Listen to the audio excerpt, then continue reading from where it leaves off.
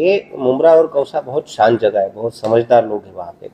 तो यहाँ पे लोकल कोई इशू नहीं है। अगर कुछ प्रॉब्लम है भी तो पुलिस स्टेशन और पुलिस डिपार्टमेंट, थाना पुलिस हमेशा उनके सहयोग के लिए, सपोर्ट के लिए तैयार रहती है। अभी जो इसराइल और पैलेस्टीन के बीच में जो अभी प्रॉब्लम शुरू है, वो प्रॉब्लम वो हमारे देश से डायरेक्टली रिलेटेड नहीं है या हमारे मुमरा कौसा से डायरेक्टली रिलेटेड नहीं है। इसलिए उसकी वजह से कोई भी वातावरण खराब मुमरा में, कौसा में ना हो, इसकी कोशिश हर एक नागरिक ने करनी चाहिए। किसी को कुछ तकलीफ है, किसी को कुछ इशू है, तो वो लीगली पुलिस डिपार्टमेंट को या रेवेन्यू डिपार्टमेंट को ऐसे एप्लीकेशन दे दे।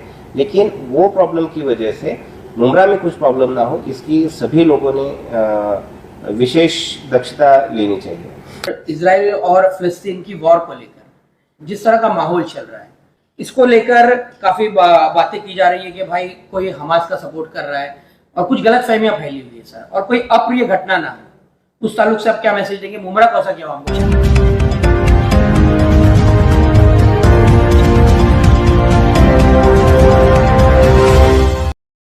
मुमरा और कौसा के सभी नागरिकों का मैं अभिनंदन करता हूँ।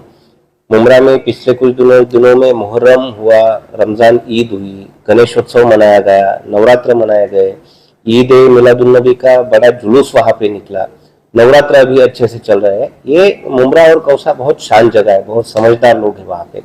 तो यहाँ पे लोकल कोई इशू नहीं है। अगर कुछ प्रॉब्लम है भी तो पुलिस स्टेशन और पुलिस डिपार्टमेंट, थाना पुलिस हमेशा उनके सहयोग के लिए, सपोर्ट के लिए तैयार रहती है।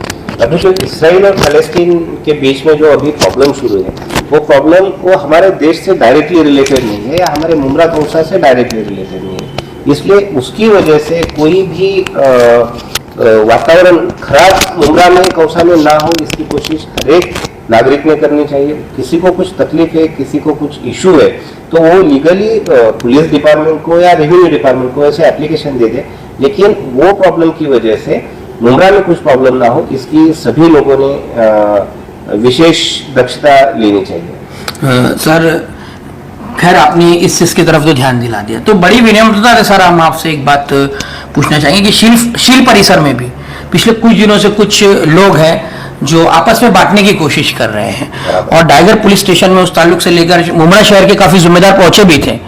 तो सर मुमरा की आवाम से आप अपील कर रहे हैं, तो इस तरह से उन पर कार्रवाई क्यों नहीं हो रही, ये भी सवाल उठ रहा है। डाइगर पुलिस स्टेशन में आप जो बोल रहे हैं, वहाँ पे शील फाटा के कुछ इश्यूज हुए थे, तो उससे रिलेटेड हमने प्रिवेंटिव एक्शन की है, चैप्टर केस शुरू किए है। और जो लोग वहाँ का माहौल बिगाड़ने की कोशिश कर रहे थे, वो किस जाति का है, किस धर्म का है, वो ध्यान में ना लेते हुए वो लोगों के ऊपर हमने प्रिवेंटिव एक्शन ऑलरेडी शुरू की है। वो लोगों का हमने डोजर निकाला है, वो उनका एक रिकॉर्ड अलग से फाइल बनाई है। अगर वो आगे कुछ भी करते हैं तो हमारे पास अभी अच्छा रिकॉर्ड है, और अगर एक भी गलती किसी ने की तो उनके ऊपर बहुत stringent action. Sir at the end sir, ये जो आपने इजराइल और फिलिस्तीन की बात की, उसके एक क्लियरिफिकेशन हम चाहते हैं कि प्रोटेस्ट करने की बिल्कुल मनाही की गई है कि कोई प्रोटेस्ट करेगा तो फिर कानूनी कार्रवाई उस पर होगी। लेकिन भारत देश है, जो माननीय प्रधानमंत्री नरेंद्र मोदी है, वो खुद फिलिस्तीनियन कॉज के साथ है, मतलब भारत का विदेश मंत्रालय भी इसको वो कर चुका है।